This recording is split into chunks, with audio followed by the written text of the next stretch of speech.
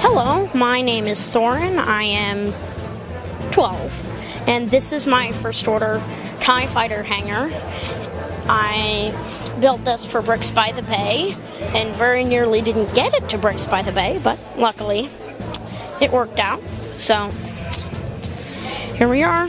The hardest part about transporting it was actually breaking it down, because some of the sections are very tall, and so it's difficult to fit them into boxes. And one of the sections actually splits apart right in the middle of a conveyor belt, and that's a very difficult connection to restore.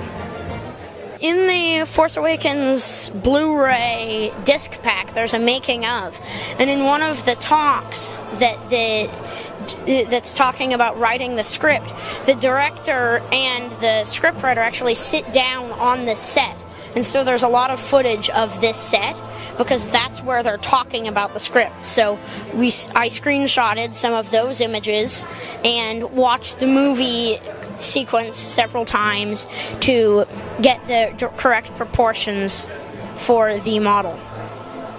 Down here in the corner there's a flame trooper who's taken his helmet off, and he looks very hot. So these transports, the two transports shown in the model, have just returned from attacking Jakku, and so some of the stormtroopers are still getting off.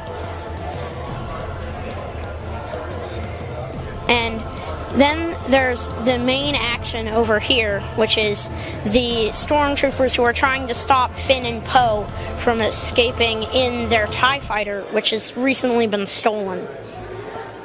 And there's a lot. And then probably one of my favorite little scenes is the fixing of the transport right here. One of the transports has had its laser cannon just damaged, and so there are technicians and crew and an astromech droid who are all trying to fix it. So here there's a crate of tools, and then the technician is handing the wrench up to the First Order officer guy who's already got a drill, and then they're right up here fixing the cannon. It's just a neat little scene because not everyone is going to notice that a TIE fighter is flying out of the hangar and blowing up half the equipment inside. So in the command center, there is Kylo Ren is slicing up some control panels, which is actually from a scene that occurs after what happens in the TIE fighter. And then there's General Hux up there. He is commanding the First Order officers who are attending the control panels and giving commands to the stormtroopers below, who are currently engaged in battling the escaped TIE fighter. Lighting is a very difficult thing to incorporate because it's usually not compatible with Lego, which means that you have to design it with lighting in mind. And I was lucky when when my mom and the rest of my family were at IKEA.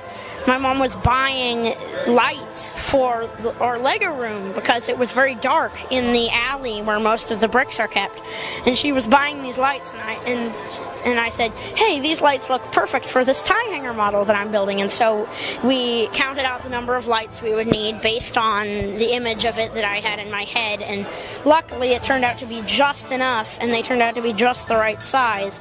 So I think if you want to incorporate lighting into your model, you have to know where the lights are going to be and then build the model around them. I'd find something that there's a lot of concept imagery for, so scenes from movies, places from books that are well described, anything that you are interested or passionate about and you want to turn into Lego is a great place to start.